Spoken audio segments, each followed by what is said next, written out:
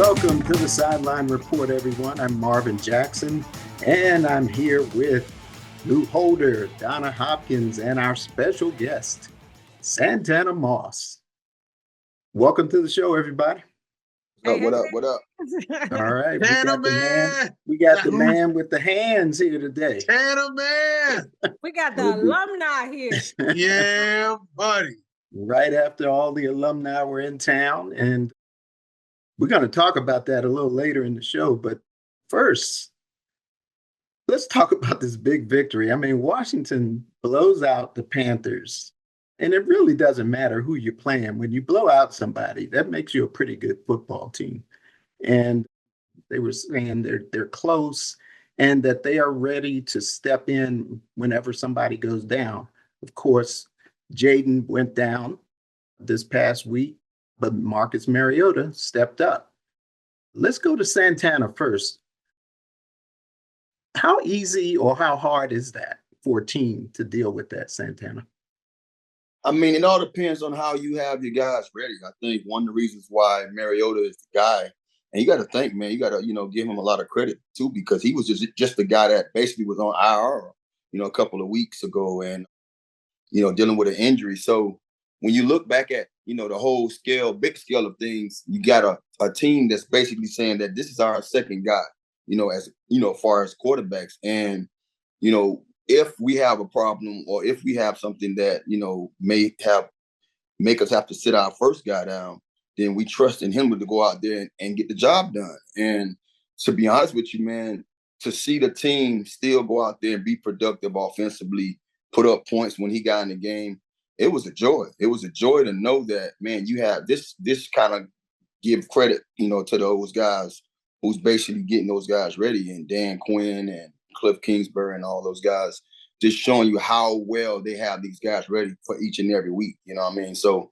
oh man, I enjoyed really sitting there and not seeing a letdown, because it's easy to kind of like see Jaden go down and then the air was almost kind of slightly taken out of the stadium. But to see Mariota go out there, I know he struggled the first drive. I think he was like 0-3.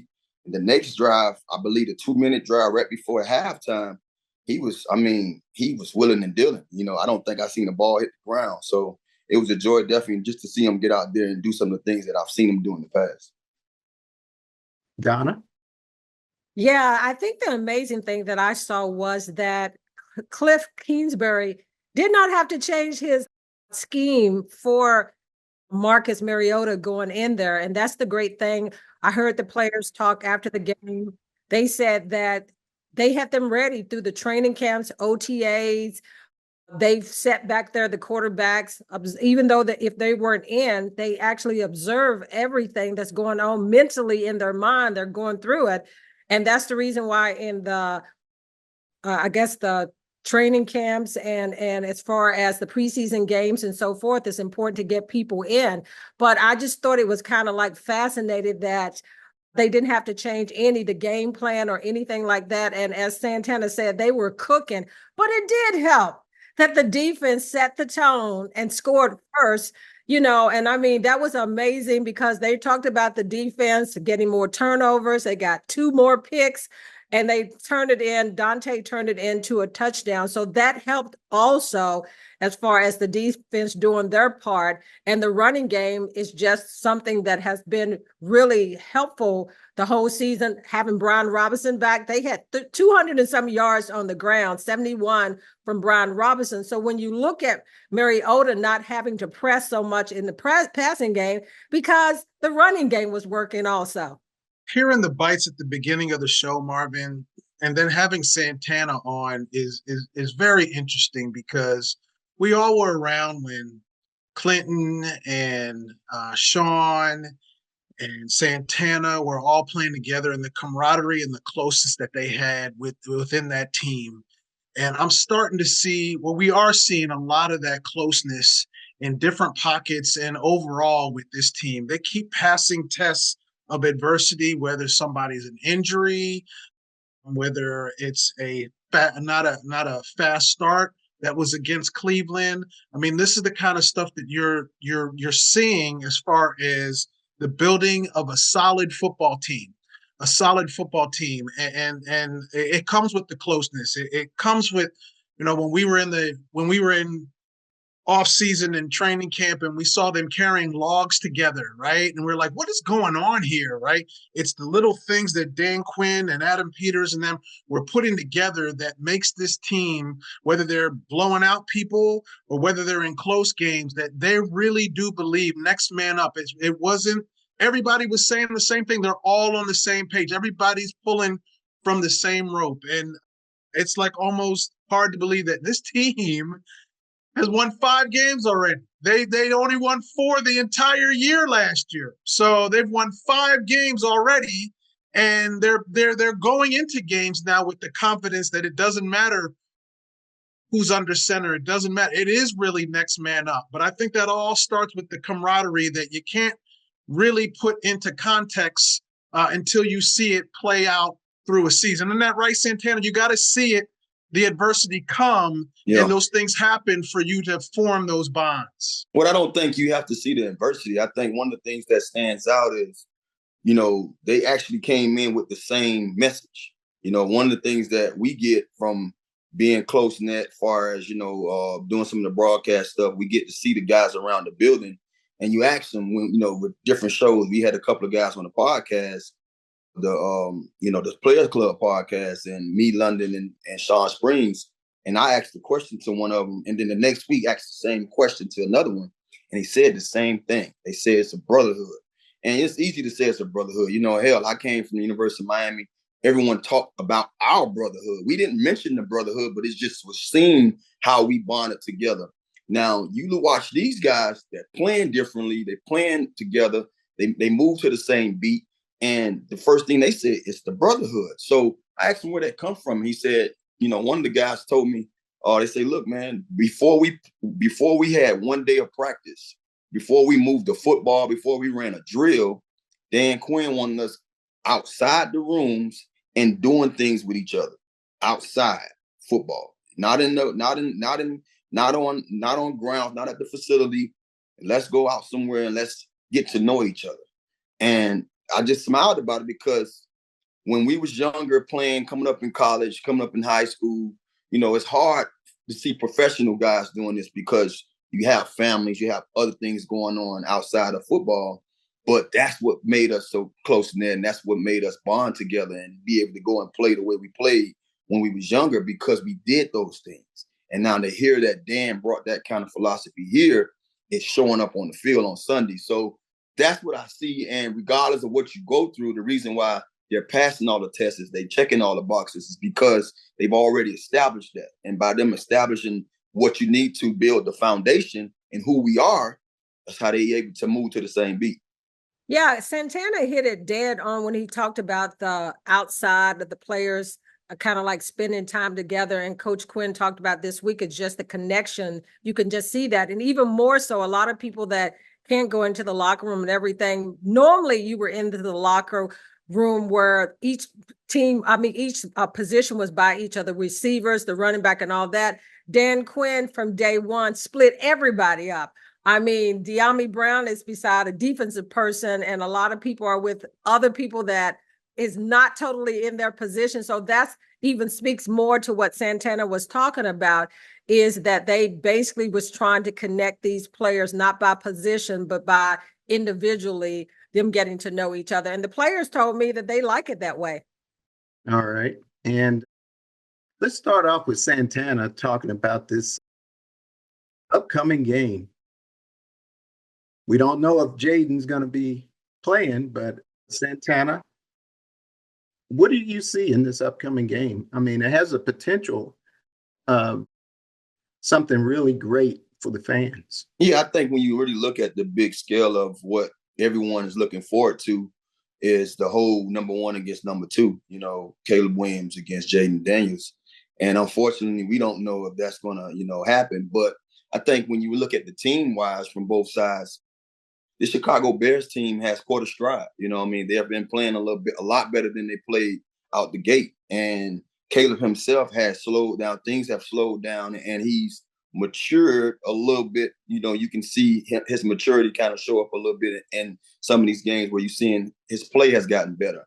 I'm not sure if it's just because of the offensive coordinator is calling things they simplify things, or he's been peeking over here watching Jaden have some success and said, hey, I got to up my game and go out there and do what I got to do. But you have seen this guy starting to hit his targets and starting to settle down a lot more. It's showing some of that magic that he showed in college and how he does things, off schedule a little bit.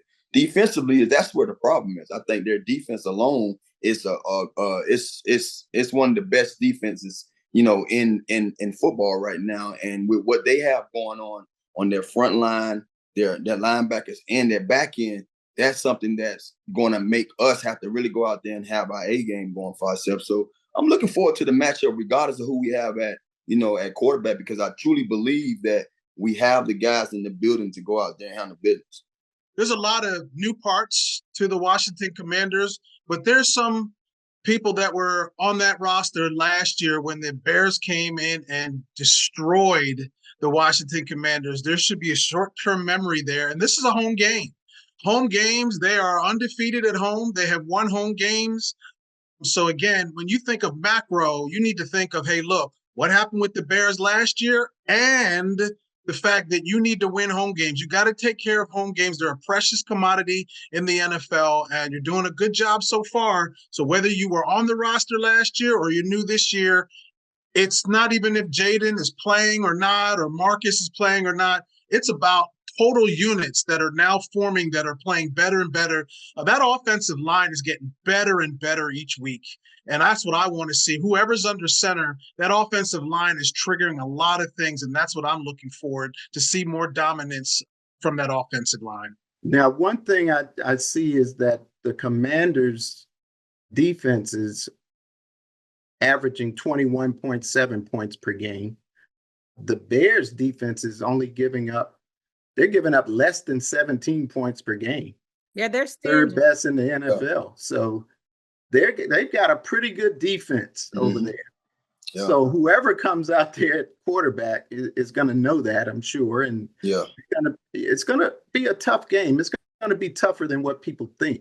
They've got the weapons on offense. I mean, when you look at Chicago, they've got the running game, they got the receivers, and like Santana and everybody said earlier, they've got the defense to go up against the Commanders. So both teams right now are clicking in every area of their team. And the game plan that's called up by Cliff Kingsbury on the other side for the Commanders, on Chicago's side, is going to be important. Who can outcoach each other? Because each team has a running game. Each team has that passing game, because the Commanders, they're averaging, close to 30-some points per game also. They're not the Carolina Panthers, not the Chicago Bears. They play defense. So this is going to be a fun game to watch. It's going to be a heavyweight boxing match, and it doesn't matter if Mariota is back there or if Jaden's able to play. They got to go out and make plays and jump on each other quick, whoever's out there.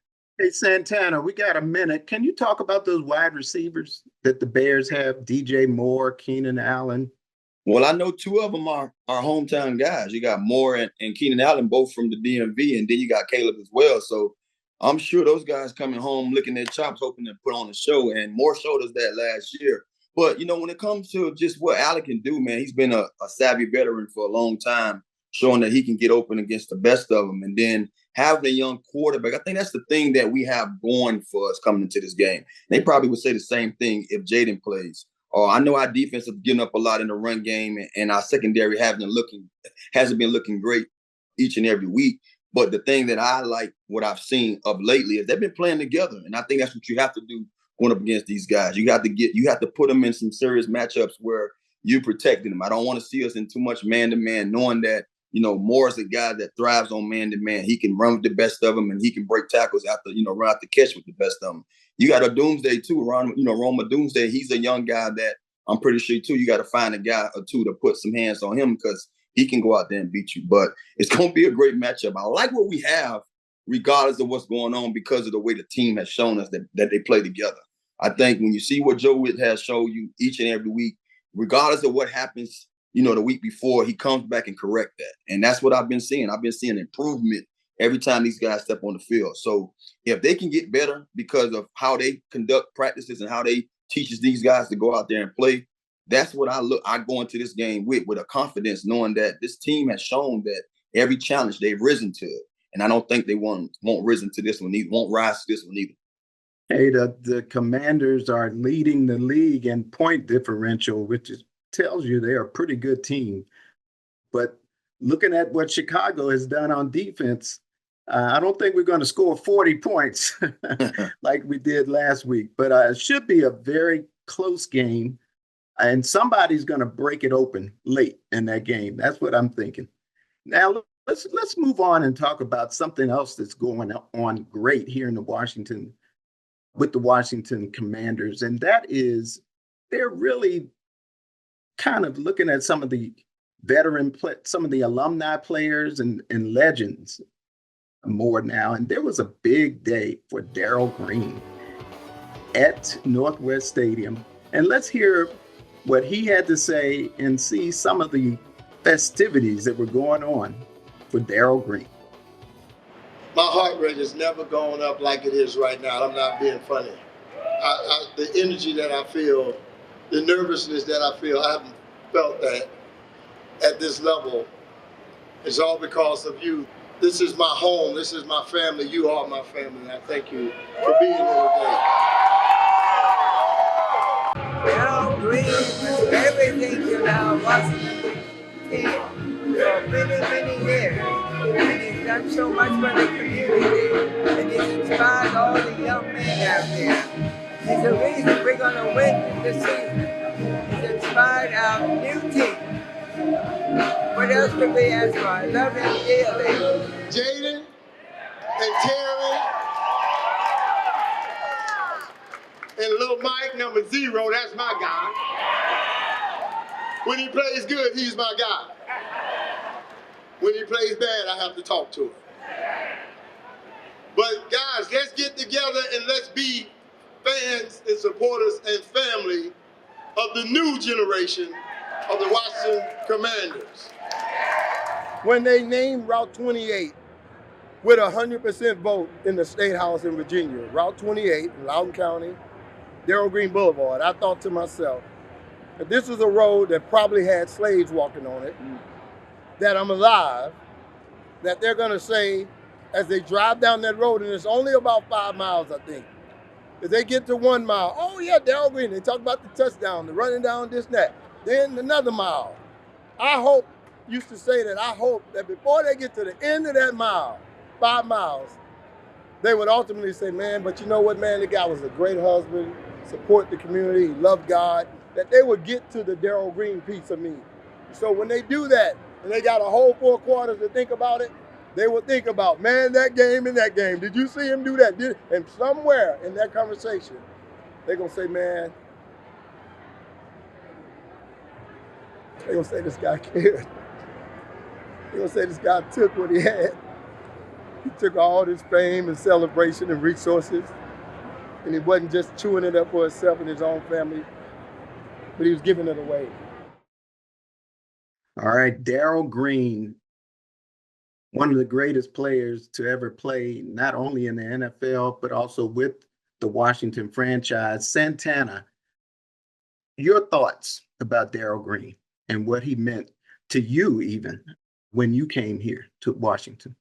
I mean, I didn't get a chance to play with him, but I heard so much stuff about, what he meant to guys like Fred Smoot, Champ Bailey, and those guys. I know Smoot talked about just him being a guy that played in basically 3 different decades. And when I got into the league, I remember he was still over here running fast, because I remember all the guys talking about how fast he was at almost 40 years old. But I think more so than anything, I look at the man outside of football. He's been a staple in this community, and he's been a man of Christ. So, I tip my hat off to him way before they was, putting yellow jackets on him and now retiring his jersey. And I think that meant the world to his family, just knowing how much he meant to this area and how much he still means to this team. Donna? Yeah, you just don't have enough time for me to talk about Darrell and what he's meant to me as a person. I think I covered his career all but 1 year. So I'm going to keep it short. When I talked to Doug, when I talked to Martin Mayhew, when I talked to other players, they talked about football not defining Darrell. it was his community work and all the other things that he's done. He took me under his wings, made me his family from day one. And so, like I said, I'll keep it short because we'll be here all day if I talk about Darrell Green and what he means to me, what he means to the community, what he still means to this team.